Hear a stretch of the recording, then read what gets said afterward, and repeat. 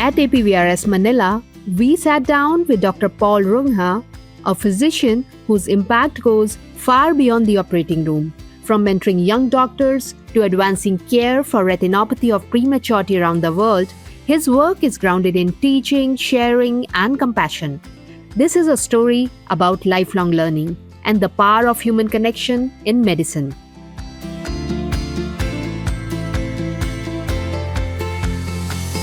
Thanks, Dr. Ranga, for joining us today.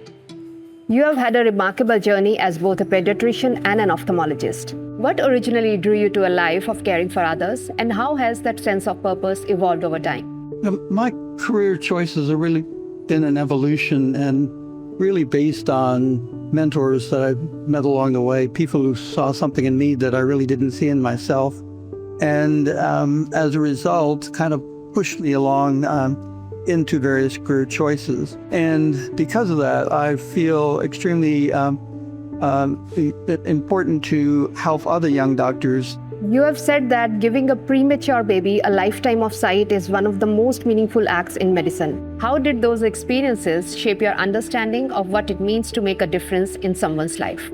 Well, if you think about everything that I do in ophthalmology and helping people with their vision and sight, most of the time we're dealing with older people, things like cataracts, and these are people who are in the 60s and 70s, and maybe they have 20 years of life ahead of them.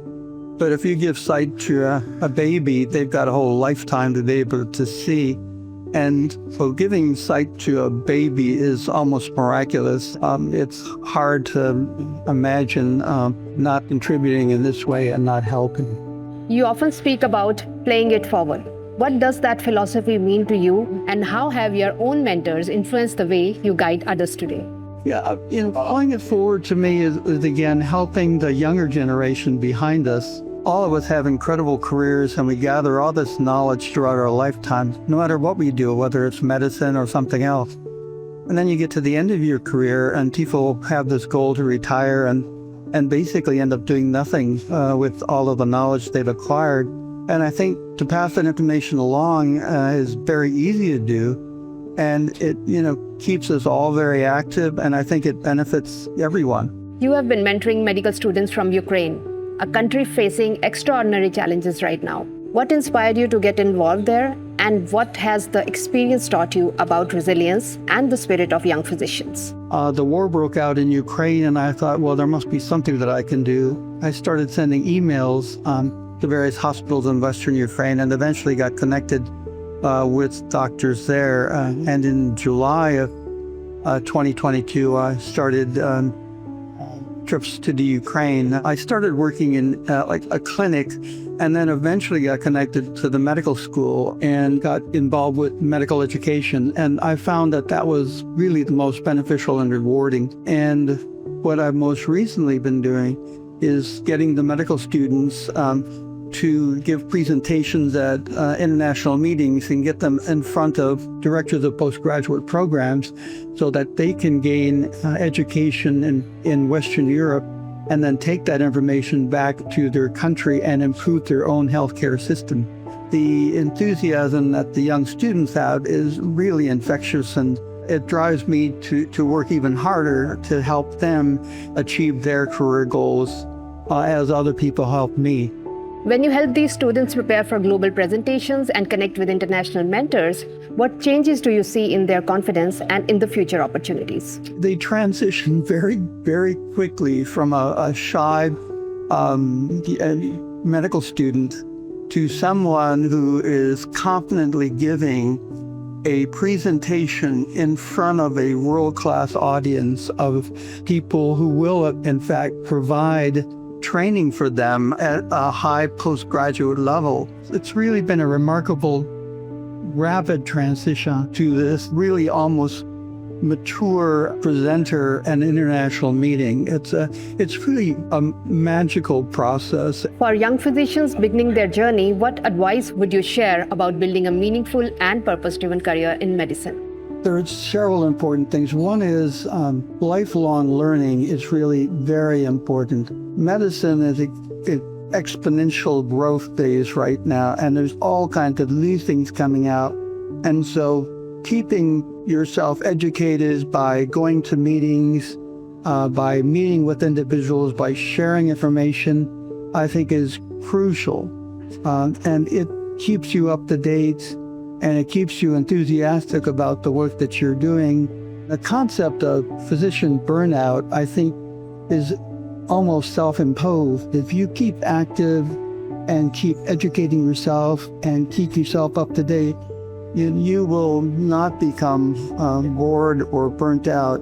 You will continue to enjoy the career that you've chosen, and you'll be able to continue to help not only your patients, but also the young doctors coming behind you. When you think about your life, both inside and outside medicine, what values do you hope future generations of doctors will carry forward? Now that I've kind of finished my practice and I can look back on my total career, it really is giving me a much better perspective. And I think that I want to keep doing this as long as I can physically manage it. And the more that I interact with young doctors at all levels, it really kind of drives me to even do more. One of the things that I do see missing in many young doctors is this personal interaction with the patients, and really it's compassion. The connection as a doctor that you get to have with your patient is really very special. And it's really part of the healing process, and I think an important part of medicine. And I would like to see more of that. And I think it makes us better physicians and better human beings. So what's coming next, and where can people find more about what you're doing? So I will continue my work in Ukraine, but I've also now started to work in Tirana, Albania, with two of the doctors there. I do want to continue with that work, but my more recent project is here in Manila.